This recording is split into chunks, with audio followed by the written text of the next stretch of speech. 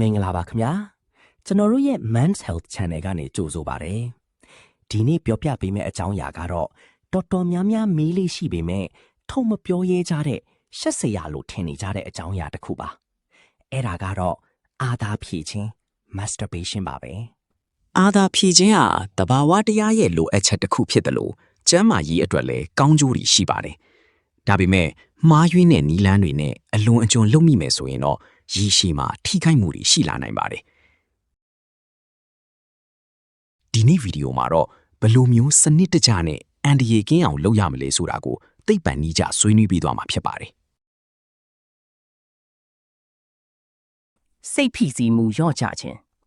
အာသာဖြည့်တဲ့အခါခန္ဓာကိုယ်ကနေဒိုပမင်းနဲ့အောက်ဆီတိုစင်လိုမျိုး feel good hormone တွေထွက်လာလို့စိတ်ကိုကြည်လင်စေပါတယ်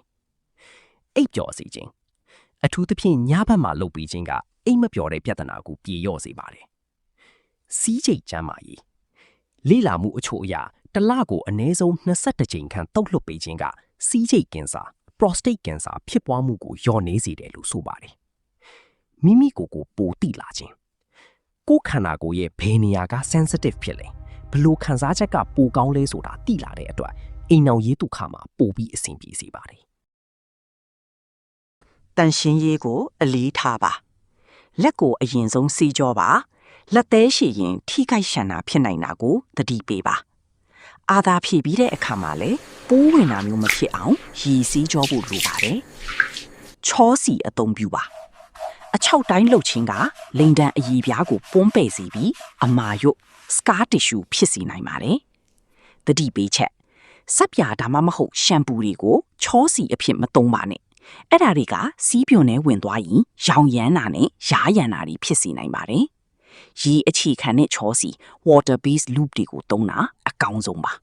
အရှိန်နဲ့အားကိုထိန်းညှိပါတင်းကျပ်လွန်တဲ့လက်ဆုပ်လက်ကင် dead grip syndrome ကိုရှောင်ပါ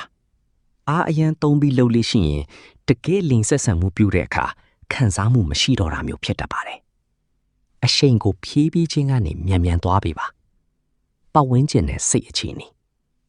လူမိမှာကြောက်နေရတဲ့အခြေအနေမျိုးမှာအလောတကြီးမလုပ်ပါနဲ့အဲ့ဒါက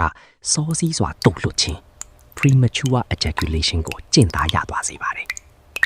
စိတ်အေးလက်အေးရှိမဲ့အခြေအနေနေရာကိုရွေးချယ်ပါ pornography အပြာကားအပေါ်မှီကိုမှုကိုရှော့ချပါအပြာကားတွေကြည့်ပြီးအမြဲလှုပ်တာကအုံနောက်ရဲ့တုံ့ပြန်မှုကိုပြောင်းလဲစေပါတယ်တကယ်လက်တွေ့ဘဝနဲ့အပြာကားတွေကတရုပ်ဆောင်မှုတွေဟာမတူညီဘူးဆိုတာကိုသတိပြုဖို့လိုပါတယ်ဆွဲလန်းမှုဖြစ်လာခြင်းနေ့စဉ်လုပ်ငန်းဆောင်တာတွေကိုထိခိုက်လာပြီးဥပမာအလုပ်မသွားပဲလုပ်နေတာမျိုးလူမှုရေးကိစ္စတွေရှောင်လာတာမျိုးကိုယ့်ရဲ့ချစ်သူအိမ်တော်ဘက်နဲ့အဆင်မပြေတော့ပဲလက်နဲ့ဖြီမှအဆင်ပြေတော့တာမျိုးဆိုရင်သတိထားရတော့မှာဖြစ်ပါတယ်နာကျင်မှုရှိလာခြင်းလင်းတန်မှာနာကျင်တာနှီးရဲလာတာအရေးပြားပုံးပဲတာတွေရှိလာရင်နားရပါမယ်အားအင်လျော့နေတယ်လို့ခံစားရခြင်းလုတ်ပြီးတိုင်းလူကအားမရှိတော့တယ်လို့ခံစားရခြင်းမူးဝေခြင်းဒါတွေဖြစ်လာရင်နားထားရပါမယ်စိတ်ပိုင်းဆိုင်ရာထိခိုက်ခြင်း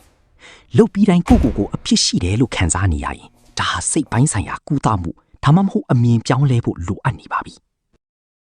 အာသာဖြည့်ခြင်းဟာကျန်းမာတဲ့ယောက်ျားတစ်ယောက်အတွက်ပုံမှန်ကိစ္စတစ်ခုပါ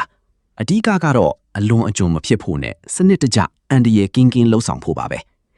အခုပြောပြသွားတဲ့အချက်တွေကသင်အတွက်အကျိုးရှိမယ်လို့မျှော်လင့်ပါတယ်ဒီဗီဒီယိုကိုကြိုက်နှစ်သက်တယ်ဆိုရင် like နဲ့ subscribe လုပ်ထားပေးပါအောင်နောက်ထပ်သိချင်တဲ့ကျမ်းမာရေးဗဟုသုတတွေရှိရင်လည်း comment မှာရေးခဲ့လို့ရပါတယ်